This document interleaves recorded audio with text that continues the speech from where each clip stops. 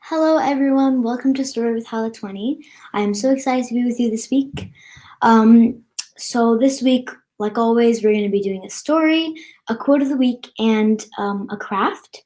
Before we start with our story and the craft, I just wanted to tell you guys this quote of the week. Last week, we had our quote as "Spread love everywhere you go," which is really important. And this week, we have "Never forget something that makes you smile" by Mark Twain. I just love this quote so much. It really gets down to my heart, and it's also mentions like it's amazing to smile, and maybe one day if you're going by like with your car, or if you're going biking, like I said last episode, it's nice to smile at someone and tell them hi. You could make someone's day by doing the littlest action. So without further ado, I did say that every week until Christmas, like every week leading up to Christmas, we're going to be doing some Christmas crafts, and this week that's what we're going to do. So I also picked out a Christmas book. Again, this is a PDF. I find it's a very efficient way to read some books, and you guys can see the screen better, so I'm going to be sharing my screen and showing the PDF. This week's story is The Grinch, a classic. I'm not sure if you guys watched the movie, probably did, but it's a really good movie to watch with your family around this Christmas time, and the book is also even better. I love Dr. Seuss, and I love his rhymes. He always incorporates some rhymes in every one of his books, so it's really nice. You're also going to find a lot of similes in this book, so that's amazing. I think we're ready. All right, let's start this week's story with Hala. Let me just share my screen.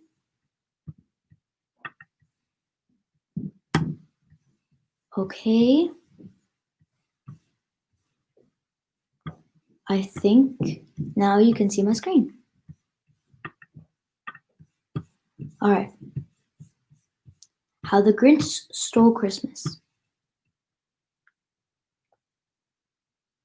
Every Who down in Whoville liked Christmas a lot, but the Grinch, who lived just north of Whoville, did not. The Grinch hated Christmas, the whole Christmas season. Now please don't ask why. No one quite knows the reason. It could be his head wasn't screwed on just right. It could be, perhaps, that his shoes were too tight. But I think that the most likely reason of all may have been that his heart was 2 sizes too small. But whatever the reason, his heart or his shoes, he stood there on Christmas Eve, hating the Whos, staring down from his cave with a sour, grinchy frown at the warm, lighted windows below in their town. For he knew every Who down in Whoville beneath was busy now, hanging a mistletoe wreath. "And they're hanging their stockings," he snarled with a sneer. "Tomorrow's Christmas, it's practically here." Then he growled, with his Grinch fingers nervously drumming, "I must find some way to stop Christmas from coming." For tomorrow, he knew, all the Who girls and boys would wake bright and early. They'd rush for their toys, and then oh the noise, noise. That's one thing he hated, the noise. And when the Whos, young and old, would sit down to a feast, and they'd feast, and they'd feast, and they'd feast. They would feast on Who pudding and rare Who roast beast, which was something the Grinch couldn't stand in the least. And then they'd do something he liked least of all. Every Who down in Whoville, the tall and the small, would stand close together with Christmas bells ringing. They'd stand hand in hand, and the Whos would start singing. They'd sing, and they'd sing, and they'd sing. And the more the Grinch thought of this Who Christmas thing, the more the Grinch thought, "I must stop this whole thing. Why, for 53 years I've put up with it now. I must stop this Christmas from coming. But how?" And then he got an idea, an awful idea. The Grinch got a wonderful, awful idea. "I know just what to do." The Grinch laughed in his throat, and then he made a quick Santa Claus hat and coat. And then he chuckled and cluckled. What a great Grinchy trick! With this coat and this hat, I look just like Saint Nick. All I need is a reindeer. The Grinch looked around. But since reindeer are scarce, there was none to be found. Did that stop the old Grinch? No! The Grinch just simply said, if I can't find a reindeer, I'll make one instead. So he called his dog Max, then he took some red thread, and he tied a big horn on the top of his head. Then he loaded some bags and some old empty sacks on a ramshackle sleigh, and he hitched up old Max. Then the Grinch said, "Get up!" And the sled started down towards the homes where the Who's lay a-snooze in their town. All the windows were dark. Quiet snow filled the air. All the Who's were all dreaming sweet dreams without care. When he came up to the first little house on the square. "This stop is number 1, the old Grinchy Claus hissed, and he climbed up to the roof, empty bags in his fist. Then he slid down the chimney, a rather tight pinch, but if Santa could do it, then so could the Grinch. He got stuck only once, for a moment or two. Then he stuck his head out of the fire flue, where the little Who stockings all hung in a row. "These stockings," he grinned, "are the first things to go." And then he slithered and slunk with a smile most unpleasant around the whole room, and he took every present. Popguns and bicycles, roller skates and drums, checkerboards and tricycles, popcorn and plums.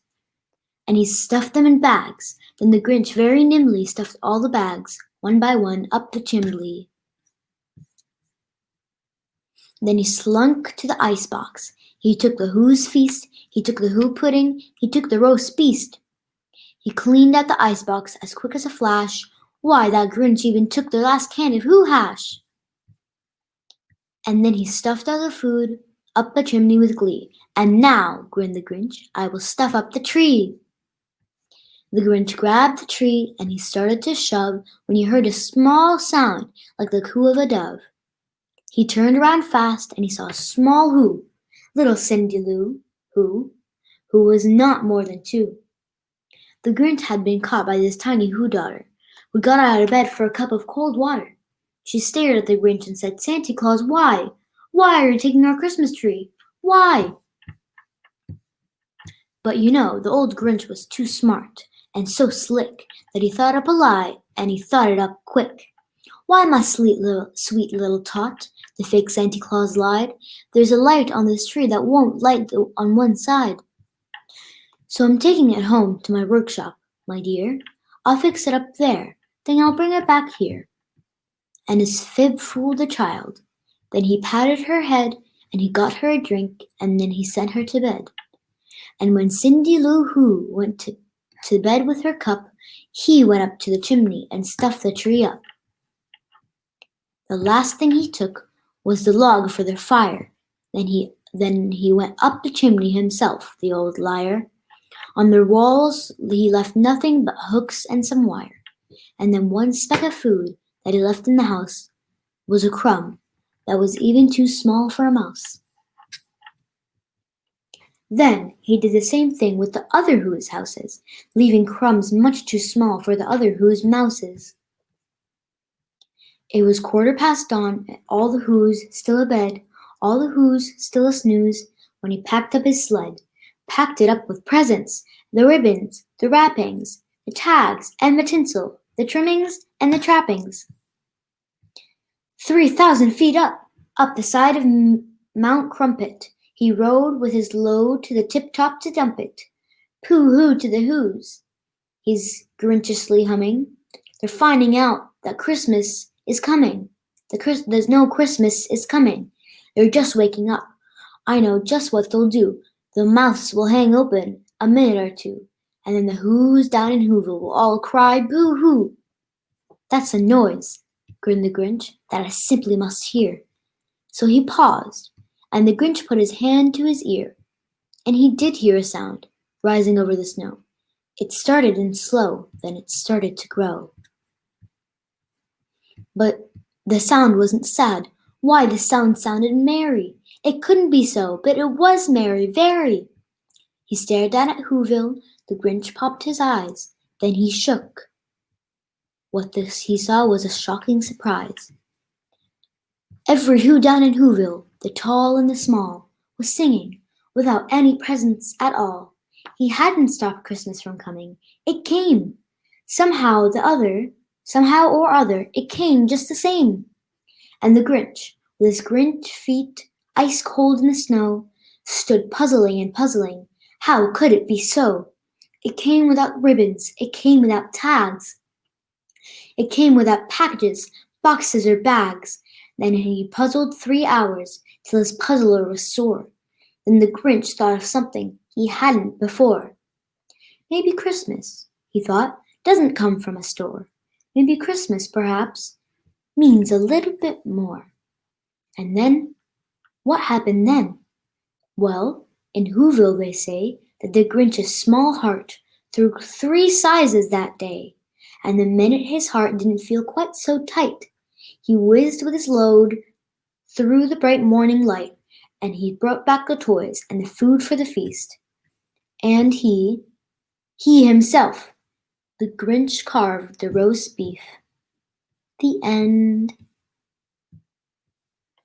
I hope you all enjoy this story as much as I did. The story really is a classic and it's so good. You might have heard how Dr. Seuss kind of makes up some words, so it rhymes with his other words. It's really nice, and I love all the rhymes, and it's just an amazing story. So, without further ado, let's move on to our craft. This week's craft is going to be an origami Christmas tree bookmark. So I've done this last year and this year, and I've already memorized all the origami. It's really fun and nice, and you can give it as a gift in a homemade bundle, and it's really easy to do. So what you'll need for this craft is some green origami paper. You could do it with white or red or just whatever color you want, but usually Christmas trees are green, so I picked green. What I mean by origami paper, it could be any type of paper, but origami paper is specifically in squares, so you can just, usually paper is in rectangle, you can just cut it into a square. Okay, and other than this, you're just gonna need some pencils, some colored pencils, or some crayons or markers you could pick, or you could even take some stickers to put it in. So that's all you're gonna need. It's really easy and super fast. For the sake of, passing this video faster, I folded some of the creases over here so it's easier for you to see. But all you're gonna do with the start is just gonna take this, and you're gonna take one side and fold it onto the other side, just like this. So you can just make a triangle. And make sure it's also really nice and crisp. So you might want to cut this in a square as crisp as possible, so it'll end up looking neat. So you're just gonna cut it into a triangle like this one. And then what you're gonna do is, as you can see with the creases over here, you're just gonna fold one side over here to up like here to the very top corner. So from here up to here, just like this, and the other side too. So it should look like a diamond, like this. And then once you've had it folded, you're gonna take it out again, and then you're gonna take one of these, because one of the flaps are down here, and fold it down to where the triangle is. So this might be a little complicated, so I just want to show you. Over here, when you folded it, now you have 2 papers. Now you have a little triangle like this one, and you're gonna fold the first flap down so it makes something that should look like this. All right, and now you're gonna have like a little, sort of like a little pouch down here, but it gets cleaner later. Then you're gonna take this, the flaps that are over here, and you're just gonna tuck them in like a pocket in here. Like that. Tuck them in, tuck them in.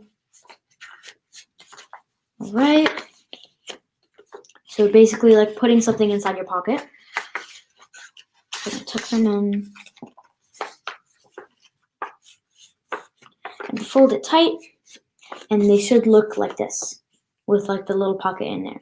Then this part, you're also going to tuck that in until you have, now the origami part is over. Now you have this triangle looking thing, and you have a little pocket over here where we're going to put the corner of our book in. That's how the bookmark works.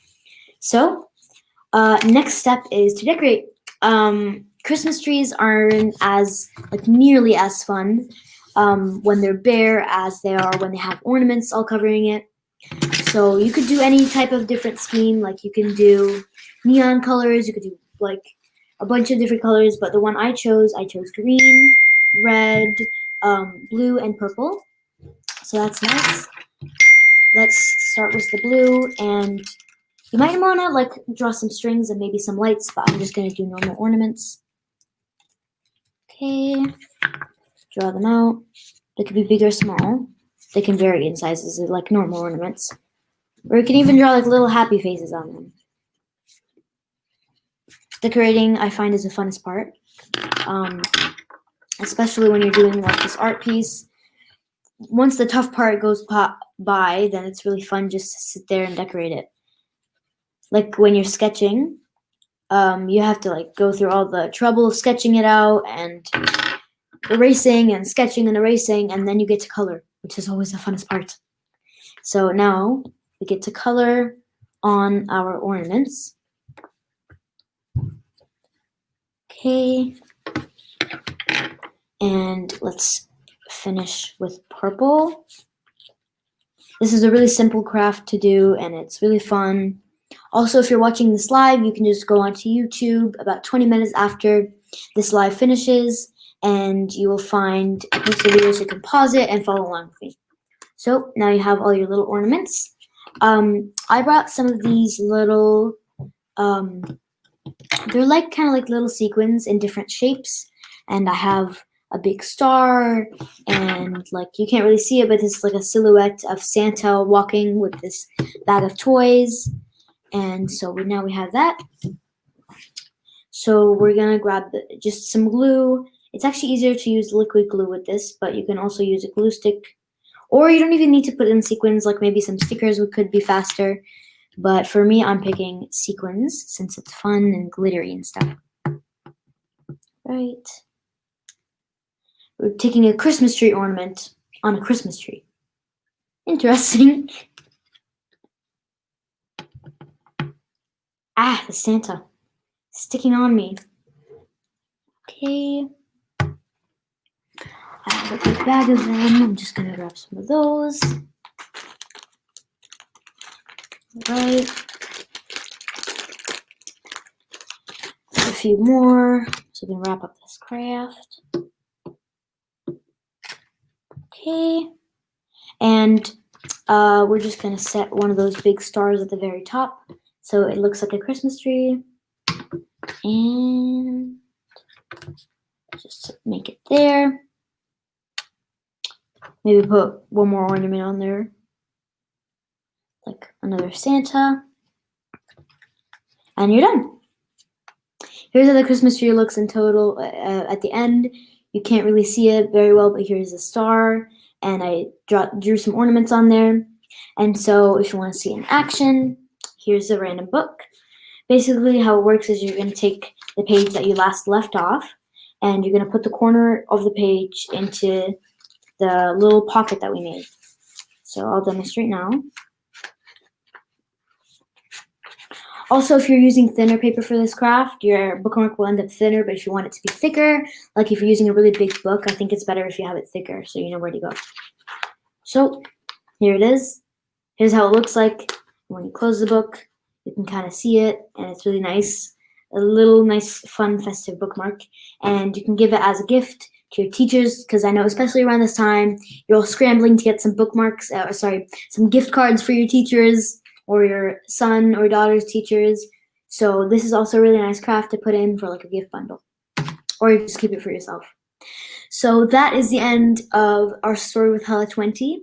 Thank you all for coming on, and don't forget to like and share this with your friends so they can all come up on the craft with you. Again, if you just want to watch this on YouTube so you can go step by step with the craft, that's also a good idea. So also, if you have any feedback, just let me know. I'd love to take some comments if you have any ideas for this show. Thank you so much all for watching this. I love to see all the viewers log in every day on my stories. It really makes me happy that people are coming with me to, read with me and do some crafts with me. So again, thank you so much for coming in, and I'll see you guys next week. Bye.